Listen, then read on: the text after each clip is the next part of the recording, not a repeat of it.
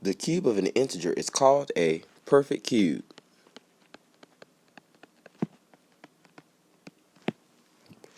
We're going to generate the first 10 perfect cubes. Remember, a perfect cube says, or the exponent of 3 says that this same number, which is the base, is going to be a factor 3 times.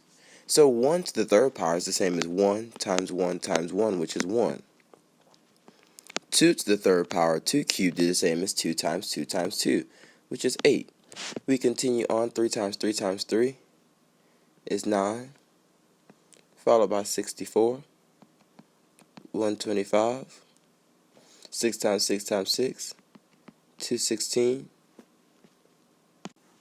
7 times 7 times 7 is 343, 8 to the third power, or 8 cubed, is 512, 9 times 9 times 9 is 729, and 10 times 10 times 10 is 1000. The opposite of cubing a number is finding the cube root.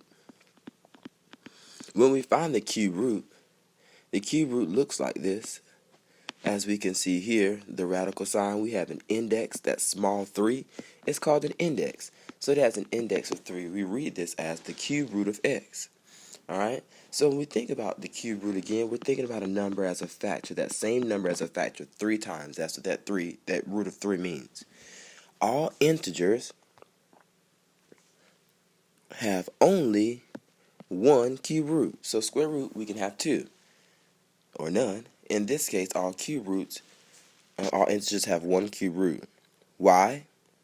Let's take a look at the numbers we can use to get the cube of 8. Alright, so what number times itself and then times itself again gives us 8? 2. As we look at negative 8, negative 2 times negative 2 is positive 4, times another negative 2 is negative 8. So this answer would be negative 2. So again, all integers only have one cube root.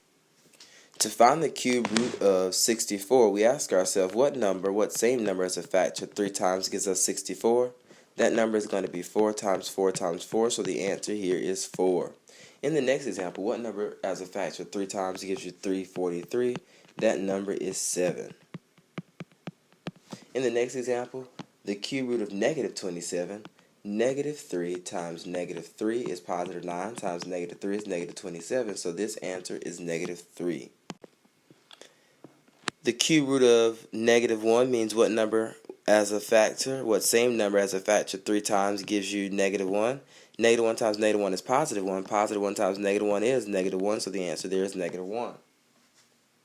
Moving on to the cube root of negative 2,197. That is the result of negative 13 being a factor 3 times. And finally, the cube root of 512 is going to be 8. It's the result of 8 times 8 times 8.